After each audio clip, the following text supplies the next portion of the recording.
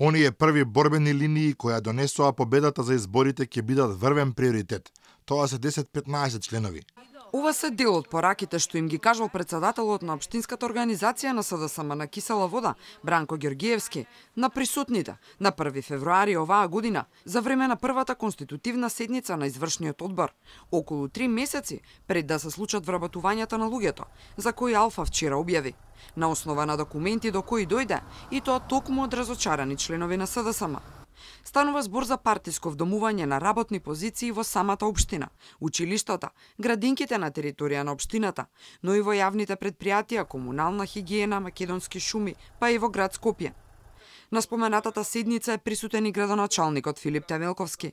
Тој зборува за листи за вработување, доставени до централата, за тоа дека кадарот со средно образование има приоритет, но и дека на коалиционите партнери нема да им се нудат повеќе од 2 места.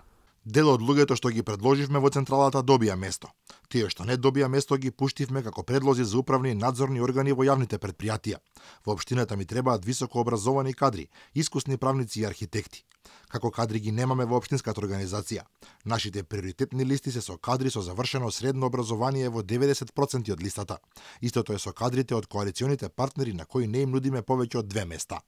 Побаравме одговор од градоначалникот на прашањата. Дали е свесен дека го крши законот? Зошто ги изневери ветувањата и очекувањата на граѓаните? Дека заврши режимското вработување на подобни партиски членови? Од неговиот кабинет одбраа писмено да ни одговорат. Општина Киселавода работи независно од политичките партии и обидувањата како на вработените, така и на граѓаните кои секојдневно добиваат услуги од нашата локална самоуправа. Нас како општина не засега кој на која политичка партија припаѓа, кај нас работата се наоѓаат на раководни места лица кои имаат различни политички убедувања. Додаваа дека во време на Темелковски биле унапредени лица кои од претходно биле вработени, но и дека секое вработување било целосно законско.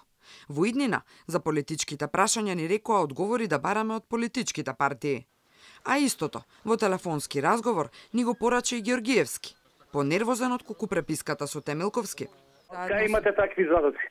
Па тоа е моја работа, како како можам... документ подпишан од страна на СДСМ, со меморандум или борд документи некои си има? Тоа е мој извор и го користам правото да не ви открием од каде ме. Не, нема проблем, ви имате извори, ама такви документи не се тие што ги кажувате, тоа се фабрикувани документи, тоа не се документи на СДСМ, а вие не знам од кај ги имате тоа и кој ги прави. Партиски документи на вас во Алфа телевизија не сме да ги докажеме.